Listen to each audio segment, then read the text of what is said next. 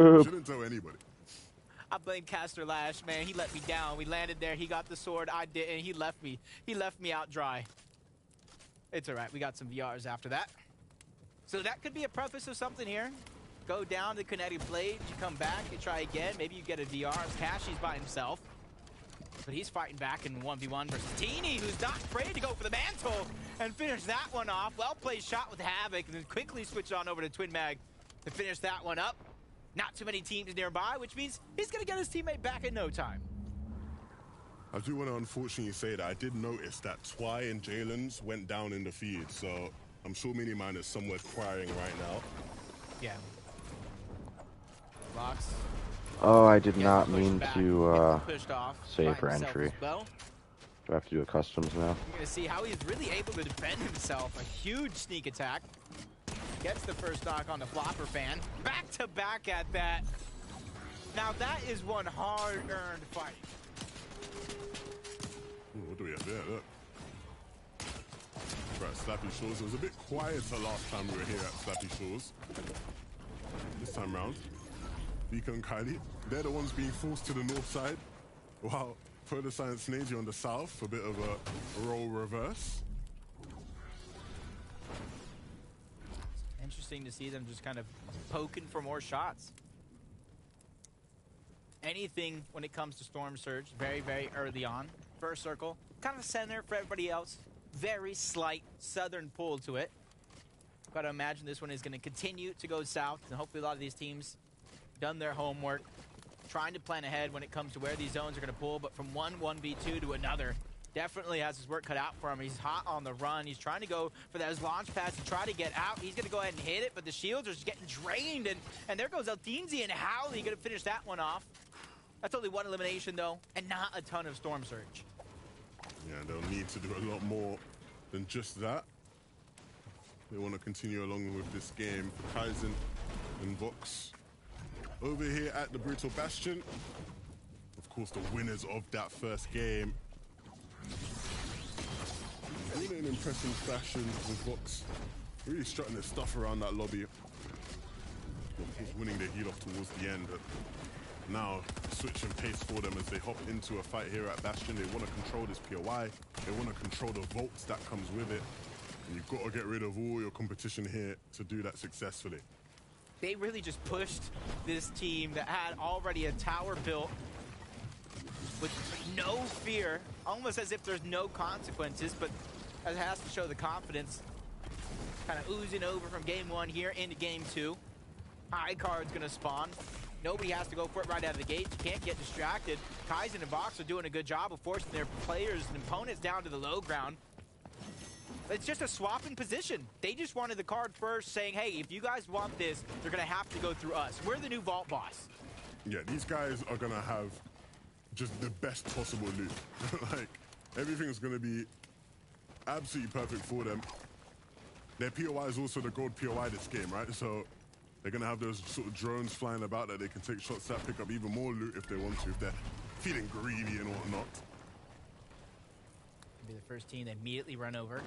And this is where their opponents, now the decision's theirs. Do you contest for it? Do you try to hold them in?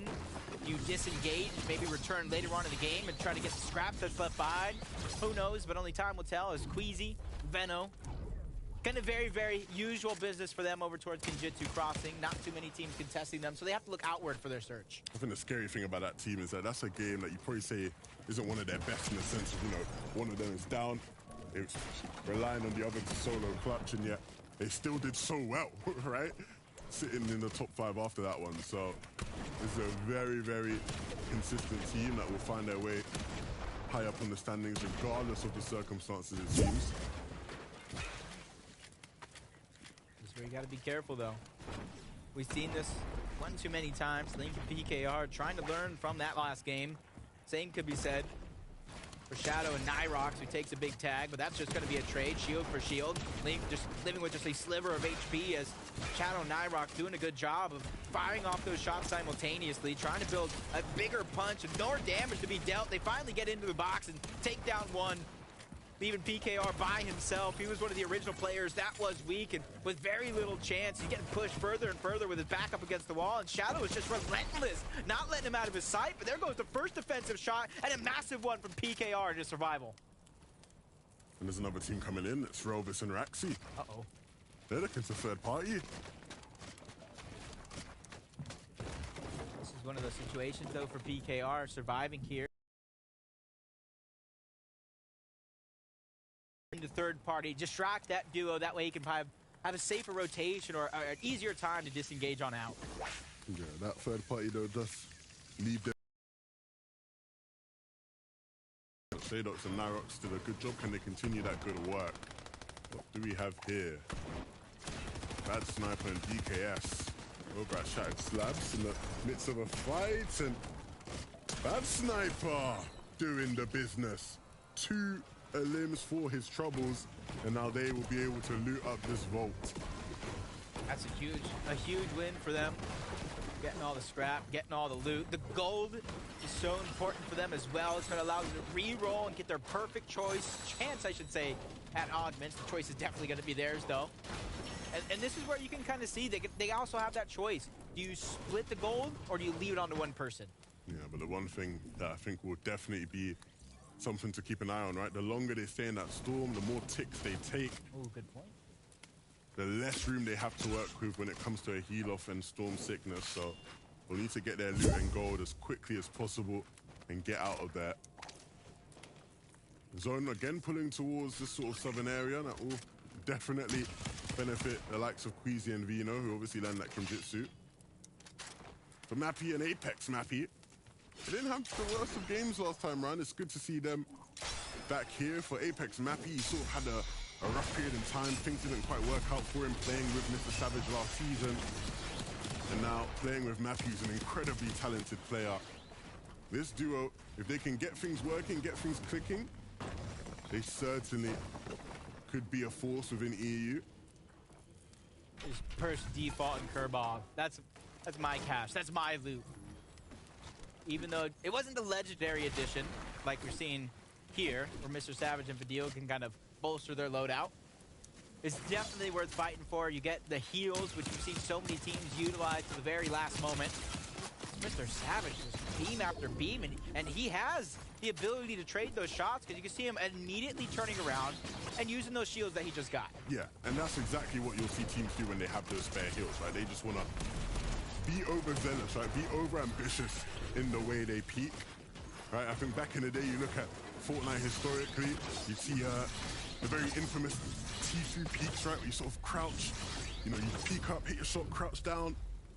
But in that situation, Savage doesn't want to do anything like that, right? He's willing to take the damage if it means he can do damage and heal right back up.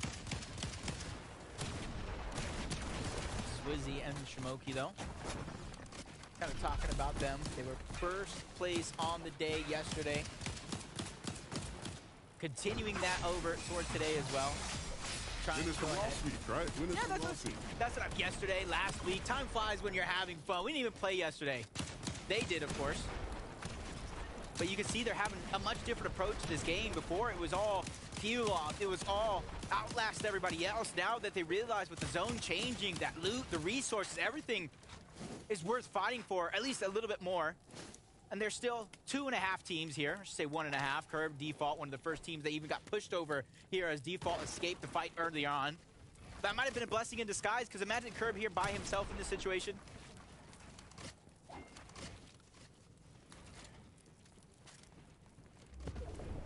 Time will tell if that solo is going to be able to get out alive.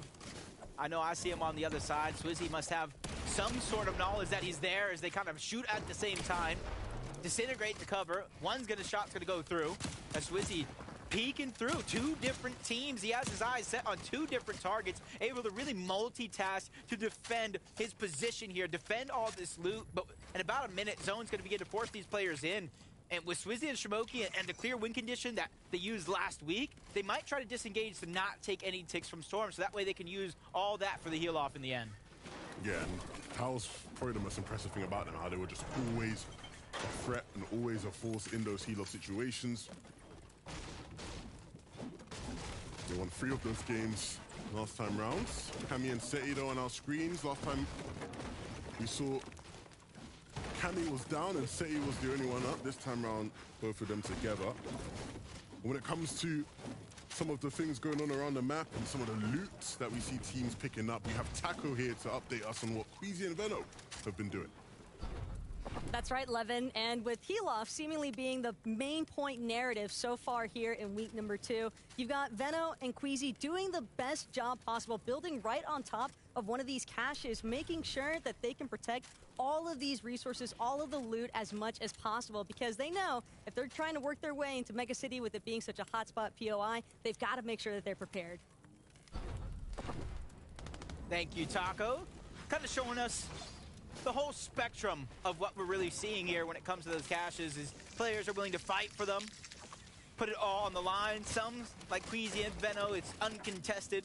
Very similar story to their off-spawn bout over towards Kajitsu Crossing. So it's really a nice treat to kind of see them, no matter if they're pulling zone, not pulling zone, they're still able to get the surge tags anywhere on the map as DKS just gets beamed out of the sky trying to connect Blade from point A to point B, and then you see his opponent, Zangi and Zara, quickly trying to move in and not let that damage go to waste. You see his boxing up around, he's taking down options. Bad Sniper's luck comes to an end as Zangi ends up victorious, taking down at least one. DKS on the other side, though, versus 2. Back-to-back shots. He's doing a good job and able to take down Zara. Zara putting an end to what would have been a crazy couple of seconds there for Zangi. A brilliant shot he hit. Oh, and unfortunately, Zangi goes down as well. DKS getting his revenge after Zara hit one of the nastiest shots we'll see today. It's DKS and Bad Sniper that come out on top. Seen it in game number 1, and we've seen a very similar play here right before our very eyes. Just huge one pumps. Yeah, and you could see he was actually trying to get out of the box. He realized he couldn't, and so just turned around and said, yep, forget it, I'll just fight. Brilliantly done there from DKS, of course. You know, we know what he does with that controller in hand. Rarely misses those situations. Thomas and Malabuka, of course, we watched them win their off-spawn fighting, so they do have a chance to survive and live in this game, and better yet, the lobby has made a big mistake, Jacob. You want to know what that mistake is? I think I see, but I know we're on the same page. Let these people at no home. What is that mistake? The lobby has allowed Thomas HD to hold on to a pulse rifle, and there's a good chance, obviously, that Malabuka has one as well. Those two, with pulse rifles in hand, are cash money.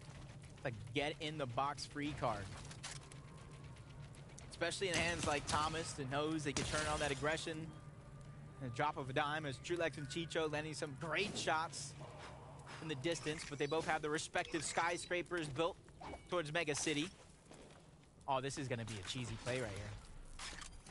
We got pizzas, and now we got the extra cheese. Is Hen going to see it coming? That's the question.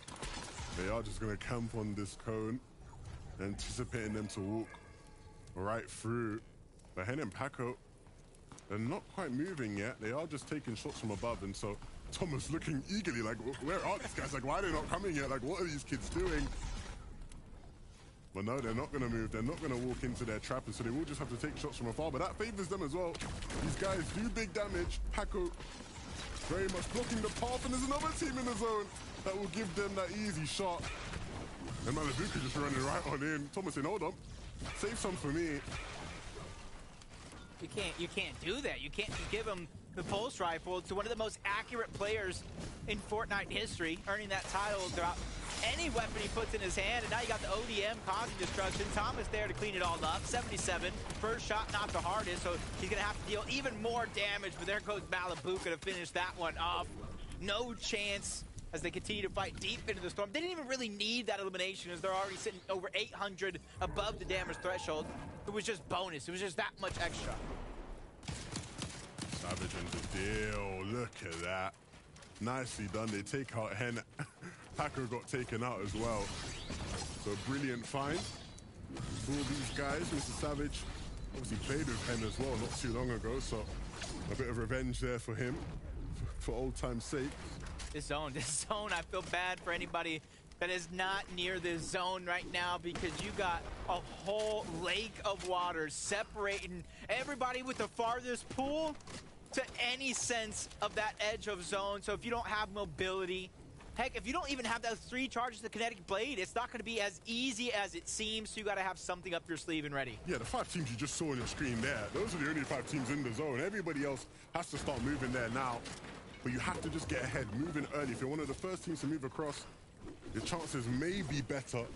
But the problem is, there's players sort of lurking on that, you know, far side that's not on the river, taking shots at everybody trying to cross the river. This rotation right here from Savage and Vidil is just all experience. As Steno's just stuck in zone, doesn't have HP, 2 different angles. It's only a matter of time, but back to this rotation from Savage. You even throw Queasy and Veno in this mix. This is where the zone was actually at, so they know nobody's here and so far. But as we got a full 3-team breakdown, Vico, Kylie, Queasy, Veno, Mr. Savage, and Vidil all rotating back on over to Kenjutsu Crossing. Look, you cannot give arguably the best team in the whole of Europe a free zone like this. Nope. They're just here in Kenjutsu. They've not had to move all game long. Now, it will mean that they're probably going to be a bit low on search than they would have hoped, and from what we'll see from some of the other teams, but there will be solutions they can take to that. You saw them taking shots at some of the players below them. Queasy will go lurking, venturing in an attempt. But the zone now pulls up just outside of Kenjutsu, and so they will have to make a move there as well towards that 7th zone. Yep. That's Savage and Vidil. They're going to be one of the first teams of the 3 towards Kenjutsu Crossing, making it to zone. Kylie, Vico, just trying to refarm as much wood as possible. They don't want to wait until they're congested with everybody else trying to refarm, as Bose is able to take down 1. That's Eclipse, who gets sent back to the lobby. Dirty Pingu and Bose just trying to get all of that loot. You see them tossing over med kits. You see them picking up extra splashes, extra minis. So they're just making sure that they have the right loadout ready for this endgame. He's even going ahead and sharing on over the splashes, making sure to leave nothing left behind for any of these teams looking for loot.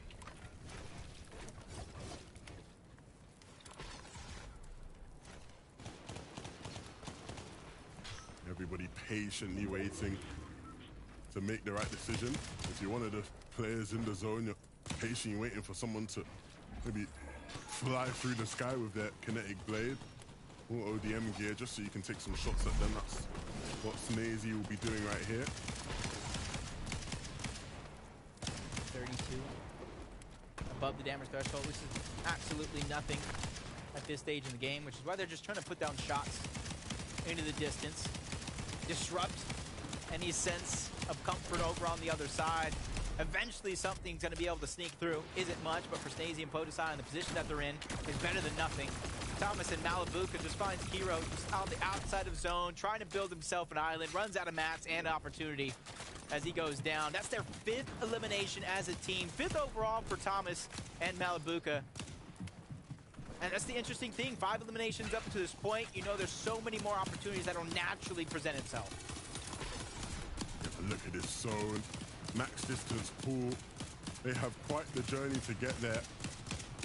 And a lot of the other players in the lobby do as well. Look at all those teams above them. They are all going to have to make that same rotation. And it is a long one. Mappy and Apex Mappy have quite the distance to go themselves. And not much HP to sort of tank as they make their way through. That shield cake is going to do wonders for them in terms of getting them back up to the right amount of shields. But it doesn't look like they have any sort of white HP. So not going to be able to get themselves up in that regard. And that's definitely not good, especially with the nature of this season and teams trying to play for heal-off. These guys need to find something, and very, very quickly. A fishing rod was in hand. They wanted to maybe try to fish their way back. Yeah, you can kind of see them saving augments as well. I'm just hoping that, you know, for their own game, that they have some sort of game time or augment that's going to help them in this situation. As Faceve, crazy, trying to rotate 94 above. They know there's so many players jam-packed close together. Opportunity after opportunity is just around every corner. It's about peeking and poking at the right time. They got Vidil, Savage right above. Malibuca and Thomas right below.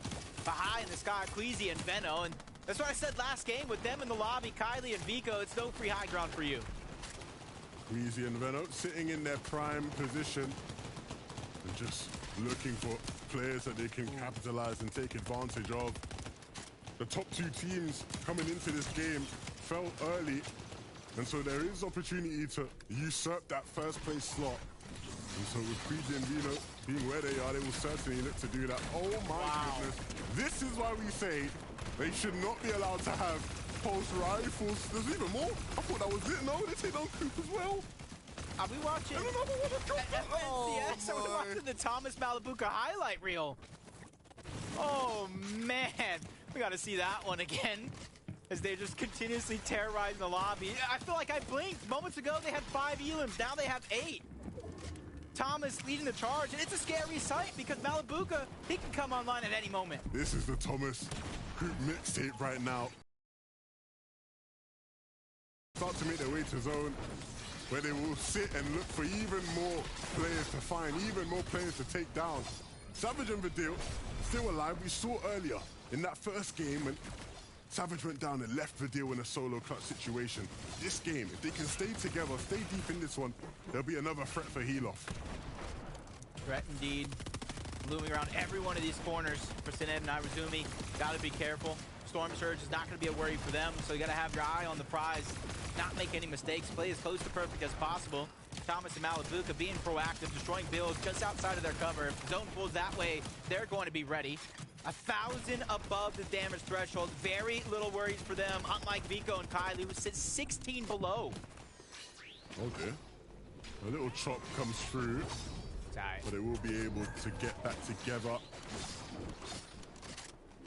Just ramping up with the floor stair and wall, and somebody spotted it, decided to try and take a chop at it. Gonna have to reconnect. Thomas has fallen though. After all the hard work he was putting in earlier in this game, it's now Malabuka left as a solo. Malabuka is someone I know I can trust. Kind of pick up some points, do as much damage as possible. Placement points beginning to set in. You see Mr. Savage and Vidil going for the cheeky play, trying to drop him down, but they're connected somewhere else that they don't see, but now they become the focus. Mr. Savage quickly thinking of a way out, and he takes towards the left side, hovering against the zone, making it that easy to diverge to point A to point B, but Irazumi, hot on his heels, doesn't want to let him escape, and while all that's going down, Malabuka finds a huge knock somewhere else. Popping off in the backside of the zone is what he'll have to do. But he's going to actually look to Kinetic Blade up and out, but he doesn't want to get buried beneath all those teams. But there are 2 players just on the other side of that wall that he has to worry about. Queasy and Veno holding on, ultimate height. Mr. Savage and Vidil close by. You got to be careful because they don't have that sky base. They don't have that ramp, ultimate in the sky. So a threat for the Kinetic Blade to be looming around every corner as Irazumi and Sined get another one taking down Kyrie. Going towards that ultimate low ground, which is a must because they now have very little builds, if any. Sei and Camilo doing just as we've seen them do in many, many different seasons, many different chapters. Tarping towards that front side of the zone. Being safe, being secure. Savage needs to be careful, needs to catch his bearings just a bit because the materials are low and a refresh will have to be found imminently if he has any hope of staying alive in this game. Malabuka's been doing this around the top 20. 10 duos went down, and he's struggling to pop that slurp juice, which kind of forces out the splashes just a little bit earlier than he'd hoped.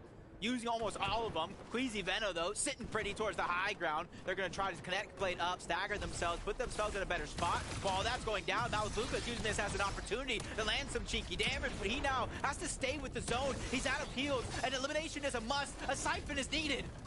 And Veno and Queasy, they're being forced to take him far more ticks than they would have wanted to. He's been such a nuisance to Height, and he takes down Veno along the way. Malabuka causing problems for the Height team. It's Mr. Savage that gets revenge for them, but the damage has already been done. Queasy had to go in for heal off rather early, and he's going to be up against Seti and Cammy, and Sinner is still in this one as well. A repeat of what we've seen many a time before, but I don't think Seti and Cammy have enough steam, have enough gas. The difference is though, Queasy, this is where they land that Kinjutsu. He knew the med miss was there, he can go right back to it and use it for heal off, but Cammy has his own med miss. He has enough time to stay in the game as well. Who will outlast who? Queasy's med miss is coming to an end. Is there any other loot that he can remember being here at Kinjutsu? It doesn't quite seem like it, so it looks like Cammy will walk away with it. A repeat of battles between those 2 teams, and another time where Cammy and Seti come out on top. A huge feeling of deja vu like you're speaking about. But unlike last game, Seti and Cammy, they secured that victory. They didn't fall as solos. They had a little bit more focus in this last game, and you could see throughout the course of all that madness, they didn't peek when they didn't have to. They didn't poke any bears. They just went through unnoticed. Look, when you look at what the meta of this season is, in theory, you look at it and go, this is perfect for Seti and Cammy. It's all about having the discipline to be able to sit patiently, talk through all these zones before winning out the game with a heal-off. And that's exactly what they did. To think, Jacob, this is a team that didn't make it past round 1 last week. They couldn't even make it past round 1.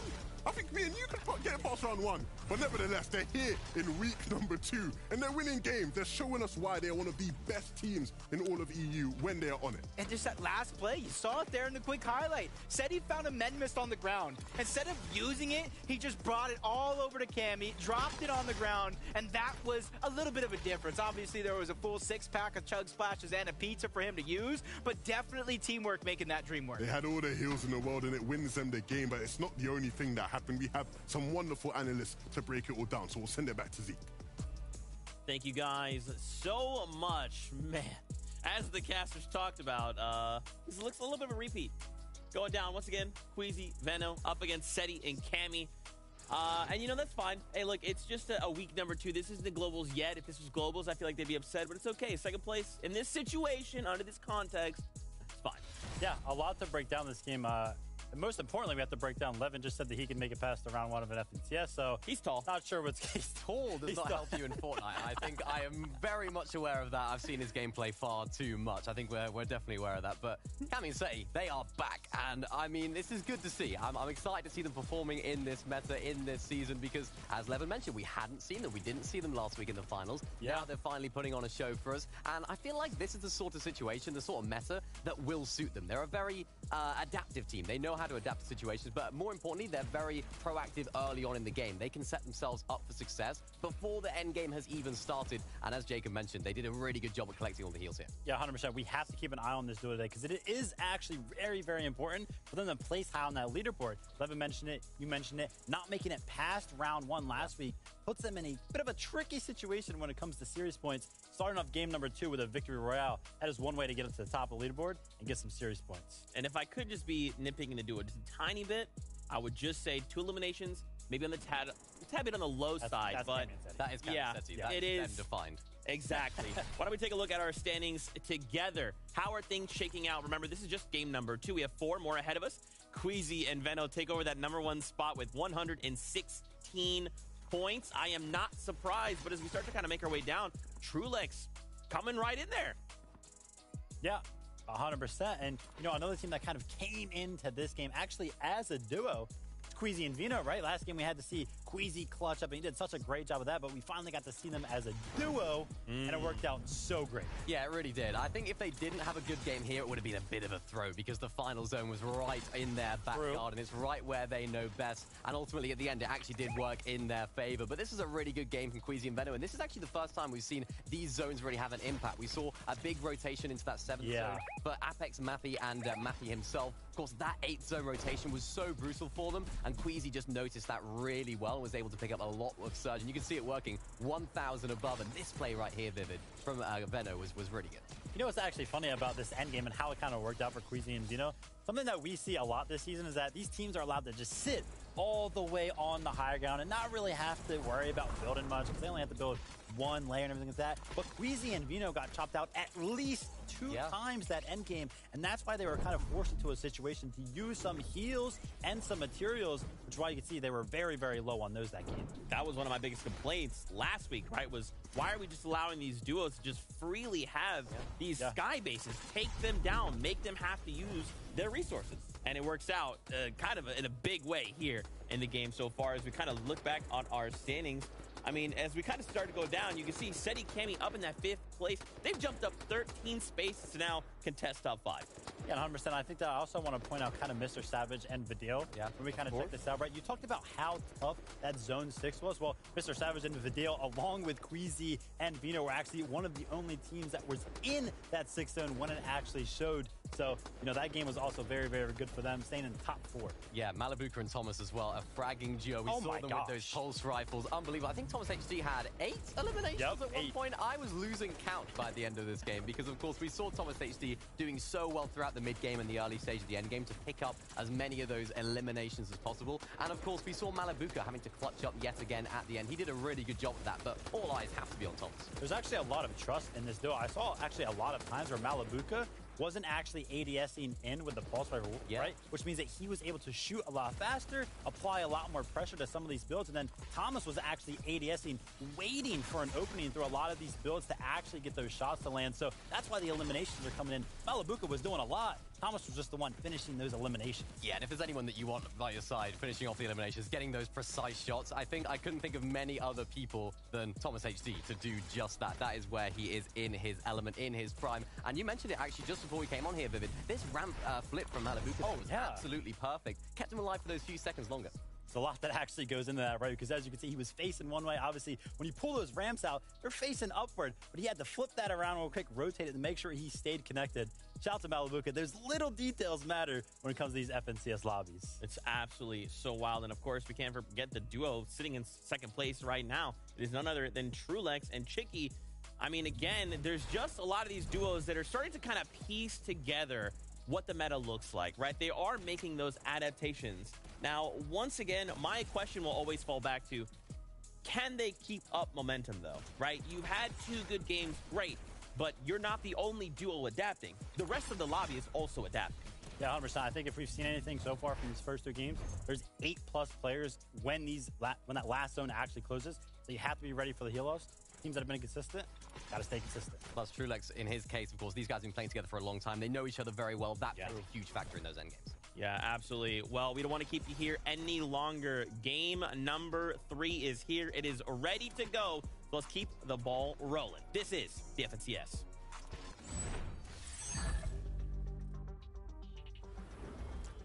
Game number 3 is here, and currently in the competition, it's the usual suspects in first place. Queasy and Vino hold that spot, but can they continue to hold it throughout the day is the question, Jake. Yeah, we're going to be looking at them, and we're going to be looking at a lot of different teams, including SETI and Cami. A huge victory after that last game, but with missing round number 2 last week, not making it that far. This is a huge week for them. It may not necessarily be the week where they punch their ticket directly to our finals, but it's a week that's going to be so telling of how they get to play out week number 3.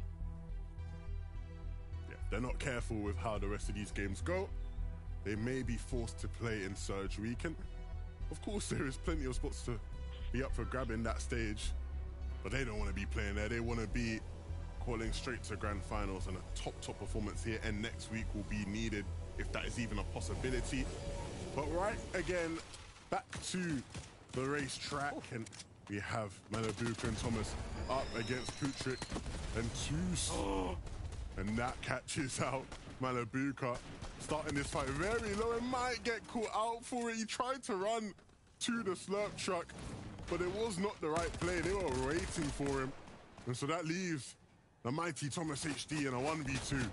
You can see Thomas. Yeah, as I say, Thomas is trying to break the slurp truck before Toos can go over and get any of the heals from it. Literally just seconds late. Now he's in a true 1v2.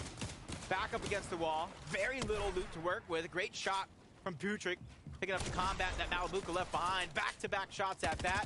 Thomas is finding it hard to fight back and hard overall. He goes down. That's Putrick and Toos yet again victorious towards the racetrack. It feels like a game of ping pong. You win, I win, you win. And we'll follow that story again in game 4. But over here, we have Nyrox coming out on top with Shadox against Default and Curb. Shadox in the final moments. Oh, sorry, my bad. Not coming out on top in the final moments. It was Curb and Default that win that. Over at Bastion, though, the usual suspects here winning. Vox and Kaizen not quite having as good of a game as they did in game number 2 or in game number 1, but here they will win out and get the chance to play for that vault again. Kind of surprised they even fought over towards Brutal Bastion. There's so much loot for 2 different teams as Teeny just goes, oh my gosh! All he got was the ODM gear, and just like that, he just terrorized his opponent, sent him back down to the lobby. Man, I've seen some plays before with the ODM, but nothing like that. Queasy though. Veno, first place.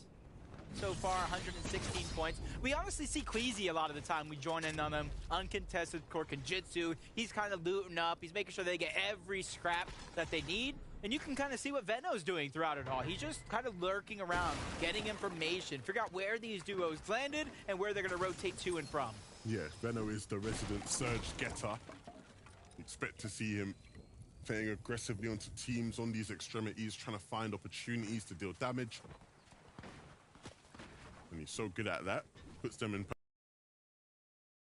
they want to. A little bit of elevation is all you need, even if it's hanging off the side of a mountain. Quickly building right back up, giving himself a little bit of a more sturdy foundation as he continues to put down. Fakey and Fremont, do they know Fremont's here? This is going to be huge. I would expect Cairo to have some source of information peeking through the cone. Maybe he sees him there on the tail end. Oh, this is huge. They weaken the top of that cone, but Fremont gets attacked back. Very minimal damage from both of these teams. Uh-oh. Looks a little shaky there to try to get out of the box, and all it takes is one mistake, one misstep to do that much damage, forcing out some more heals. And you can see the patience on Kiro and Flodax. Not getting greedy, not putting it all into one play, picking and choosing wisely where they're going to peak and land some incredible shots so far in this exchange.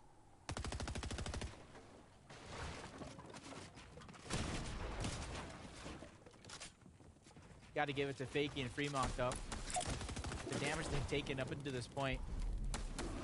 Not backing down, but maybe taking one or two too many shots. Flodax having the high ground as well. They're pushing him back. But all he really has is that Cobra DMR, to where you have to be as accurate as possible if you're going to land any of those shots. But if you do, it does pack a punch.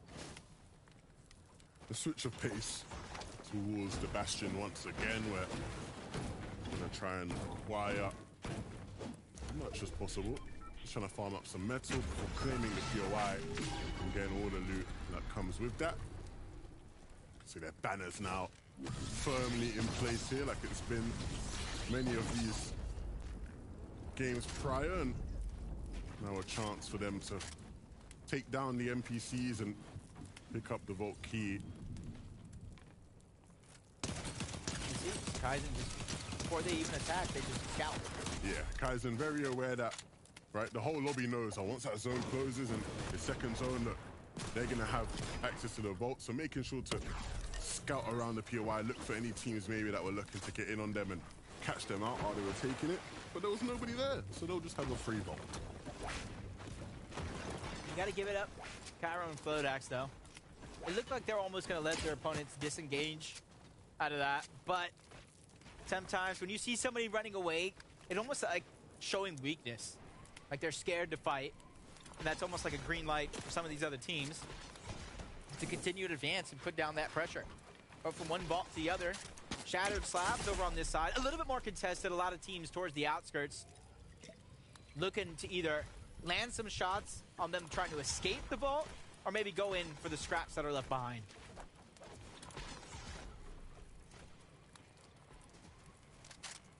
And the good thing is, right, with the zone pool here, it gives a bit more time for these teams. We saw in previous games where when the zone didn't pull, everyone has to sort of rush their decisions. Nobody wants to sit in the zone for too long. Rather prioritize getting a good position in that zone.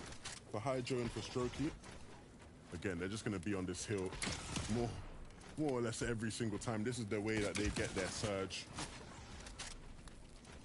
And opportunities are certainly there. They just have to hit the shots. There's also plenty of spare shields you get.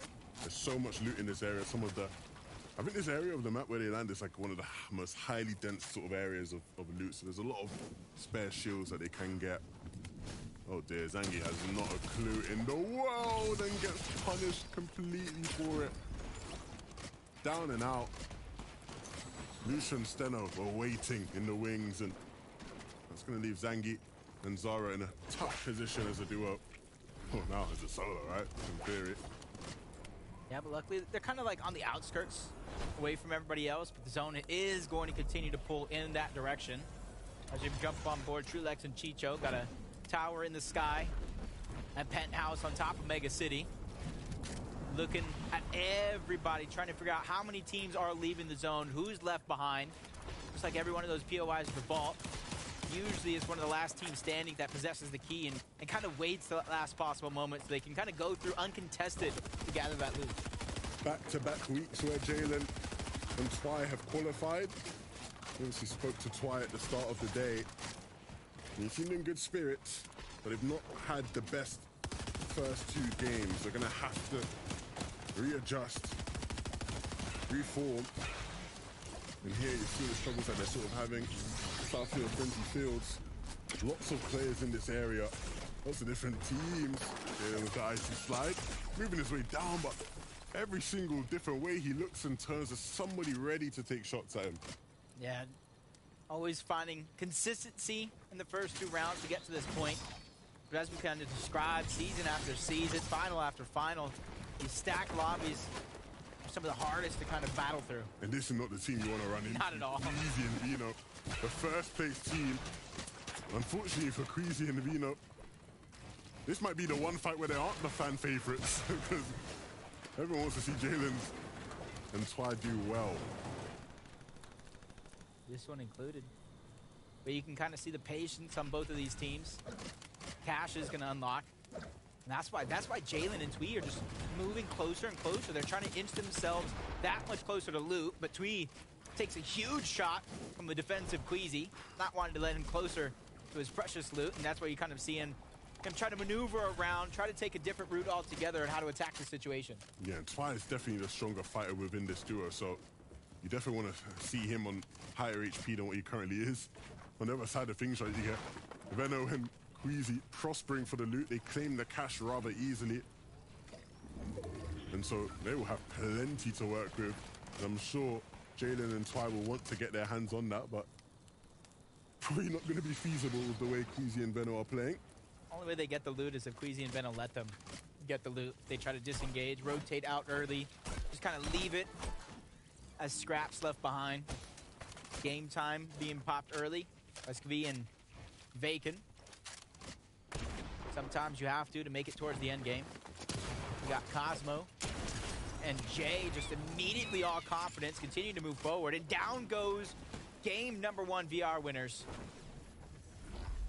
Showing that consistency truly is key, and you got to be able to battle through 6 grueling games in our week 2 final to make it there.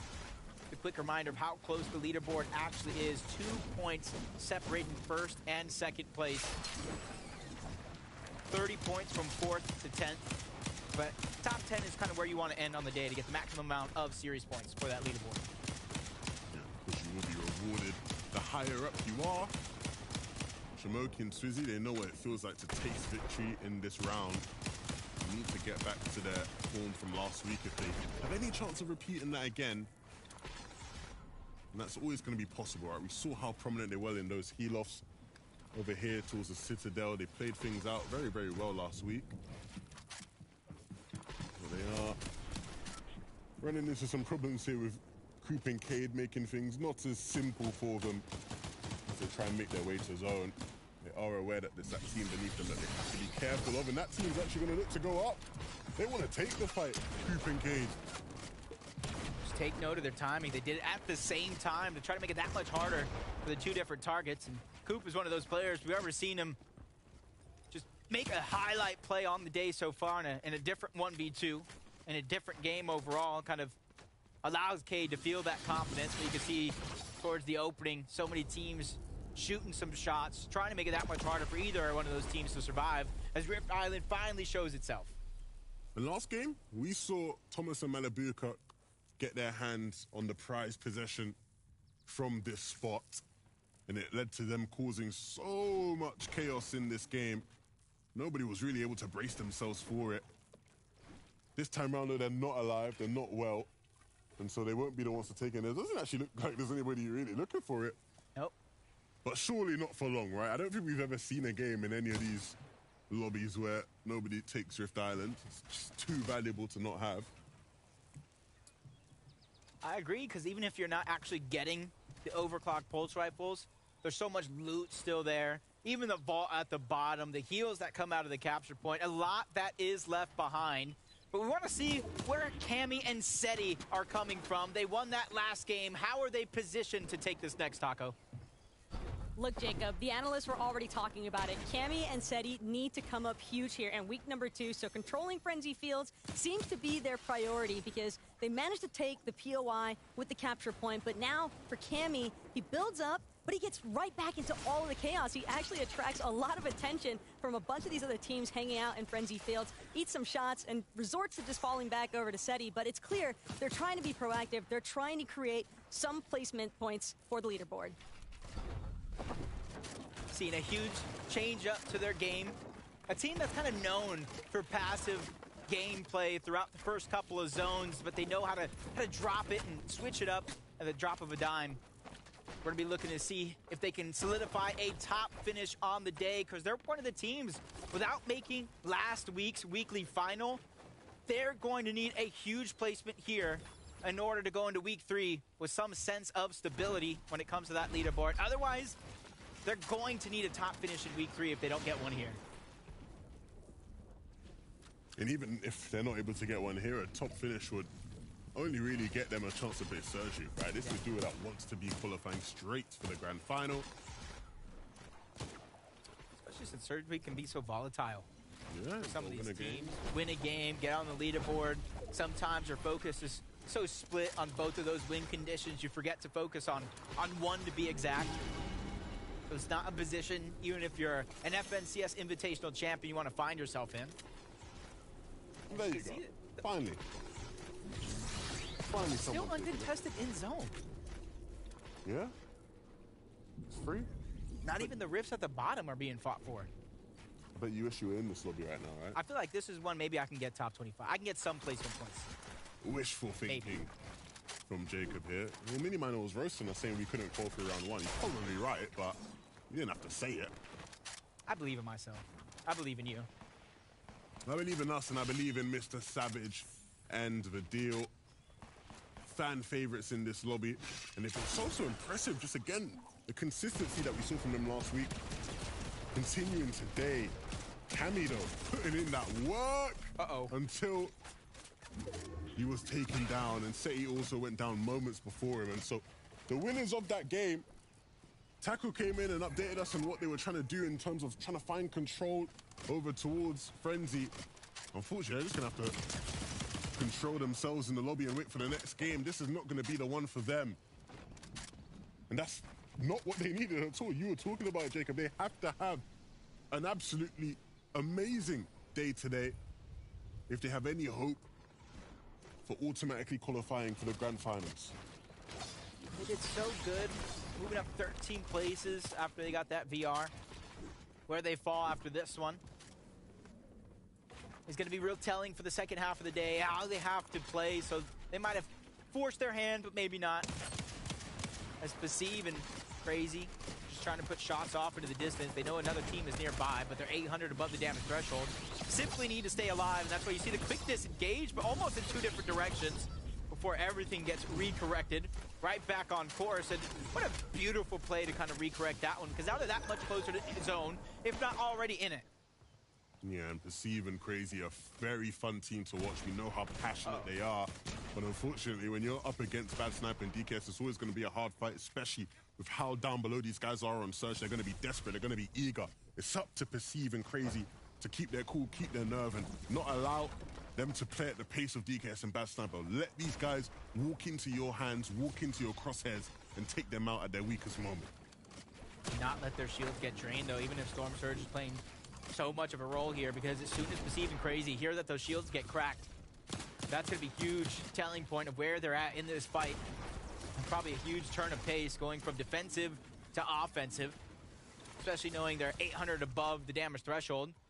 DKS and Bad Sniper falling even further down below without putting out any damage. Everybody else, because they're stuck in this fight right now against Crazy and Perceive, are just bypassing them when it comes to zone, making it that much harder for their survival. And that's why you see Bad Sniper trying to take that additional angle, forcing Crazy down low. But for Crazy and Perceive, patience is key. And they know that their opponents are desperate, so they can't allow it to play into their hands. Crazy with big damage there. and proceed to waltz on through to finish off the job. Nicely done. And again, I told you they're passionate, and you can see Crazy getting hyped. That's what I love to watch in this competition. That's what they live for. Shout out to everybody sharing their cams to be a part of this amazing broadcast. I love seeing what you're talking about. The passion just oozing from a lot of these players. It's just kind of contagious here. Throughout the course of the game, we've seen Mr. Savage and Vidil go through so many different high and low moments. But they've been through everything in their journey to this year. Chapter 4, Season 2. They face contested fights. They face moments where their back's up against the wall, just like Queasy and Veno here. So many teams nearby, different elevations. They're able to take down Coop, back-to-back at that. A full wipe as they try to claim all that loot as their own. Just hoping for splashes, though. That's going to be the biggest key for a lot of these teams from fighting off heal-off is splashes, which it doesn't look like they found any.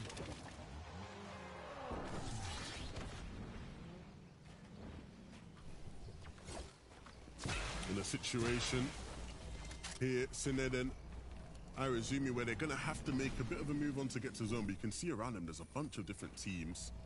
So they'll have to plan this carefully. They've already had to pop their pizza in this game. And it looks like they both have spare slots where they're going to just sort of split the pizza, allow both players to have the heals to move forward in this game. This makes things even more challenging now. Down below on Surge, they have to deal damage. Tried to wait there to see if that team would move ahead of them, but the shot didn't quite line up. And now, just taking shots at the lobby who are all trying to hold them in. This is a very tough spot. If you're Irazumi, you're hoping nobody looks at you anymore. Has to stop and use some pieces. Immediately his teammate goes in and trying to hold the wall, play defensive. Sined just trying to get a good out, reposition. Irazumi's just hot on his heels. But they didn't necessarily get to pick and choose the perfect spot. It's only what you can get here in this situation, and they're smushed. It's such a bad spot, and that's why you see them trying to go up this mountain, put themselves in a little bit more of a cozy position. But the shots, no matter if they're up the mountain or below, continue to rain in. They become the focus. They spot some loot on the other side, but it can be a trap.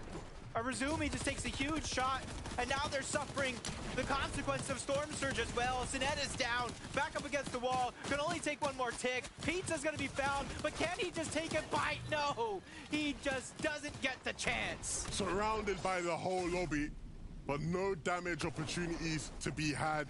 They fall at the hands of Storm Surge. And we may see another player victim of that as well. It's Vico alive. They land all the way at Slappy Shores, but throughout this game they haven't quite been able to deal enough damage. And right here it looks like Vico might just get dunked on by the rest of the lobby. Falls at the wayside and his loot won't even be able to be picked up by anybody because everybody has to make a move on. Looks like a child's movie with a monster underneath his bed, grabbing at his feet, sucked him underneath. As Veno is going to go down, and the horrors continue. As Queasy is just trying to separate himself from everybody else, but he's the focus of the lobby. A lot of his hard mats being expended, being left with very little, but Queasy knows how to resource management. He knows the situation with all this pressure finally slowing down. It's giving Queasy a chance to breathe and rethink in this situation. But another game, Jacob, where Queasy has to play it out as a solo. Did incredibly well in game one in this circumstance, but will he do it again? There is a team close by he has to be worried about. But there's also loot that he has his eye on. Oh, he's found the next slurp. Okay. That's nice. That might make the difference. And he's going to drop that big pot for the slurp as well. Wise decision. 3 mythic slurps for Queasy to use. Shamoki and Swizzy, the team that we saw win 3 games last time we were watching these qualifiers. And here in game 3, maybe a chance to win another. Queasy going down in the feed, unfortunately. And that's at the hands of his former teammate. Jacob Hen takes him out. A little bit of bragging rights right there. A boast of confidence. And a huge amount of loot found. As you saw with Queasy Adam just moments ago. And for Hen and Paco, that's a huge find because now Paco's back on up. That extra slurp juice was instantly used. They have 7 eliminations, and you can see Swizzy and Shamoki with their tower in the sky. They're almost going to go through uncontested if nobody looks up. But they've got to be careful, right? Floor, ramp, wall to build their way on up. When Queasy and Veno did this last game, they got chopped out, so have to be wary. but they will use this position way up in the sky to try and take everybody down. Story though, I like this story here. 48th place in round 2, barely squeaking through to get another shot at the weekly finals. And before this game even came in, they were into the top 10, fighting for more, and another elimination is going to be found. You can see all the loot that lands in the box, a huge pile of gold, figuratively and literally speaking, as Vidil's going to collect it all. 9 splashes, definitely going to be the player of his duo to play that heal off. Crazy. And Perceive, we've seen them throughout this game, and they're not done yet. Perceive moving on through, trying to get to the right side of the zone, and base up, down, below. You can see they move on to low ground. Trying to stay ahead of everybody else. They have the time to do it as the zone does begin to catch up. Flodax, I don't know where Hen was able to find that one, as he was a flying saucer going through the sky with Kinetic Blade. You got to take note for a lot of these players, once they Kinetic Blade forward and upward through the zone, they try to land on a high layer, but not high enough to challenge Swizzy and Shimoki, and that's why you see nobody really looking up. I'm getting that sense of deja vu because they dig into their bag of tricks for week 1, and it's looking like it's paying off. Vidil and Savage up alive together are such a threat in this game. You can see they're trying to drop down to low to find the limbs, and that's what they'll do. Picking up one there and looking for even more as they knock on this wood wall. Need to get out of the way though as they get stuck beneath some.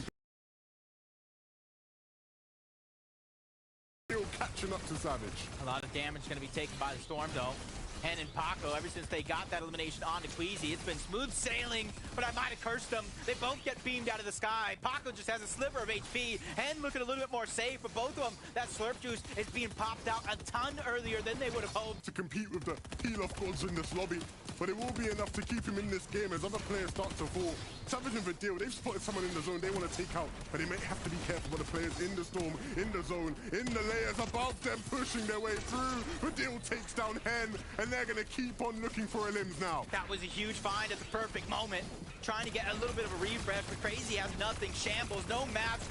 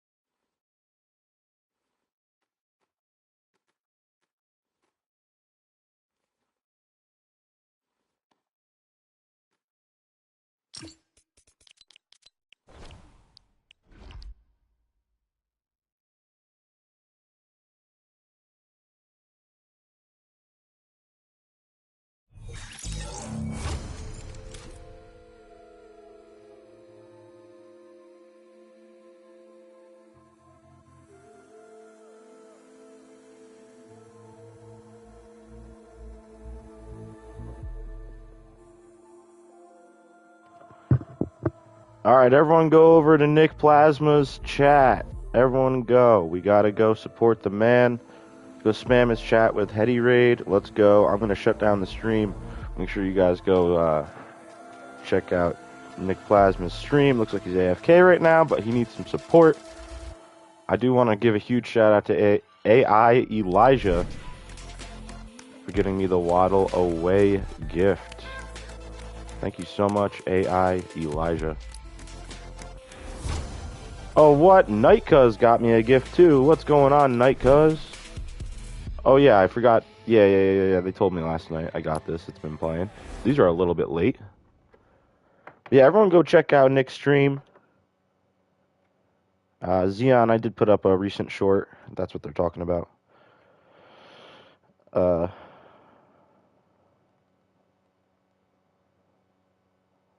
Yeah, I gotta go. So you guys have a great day.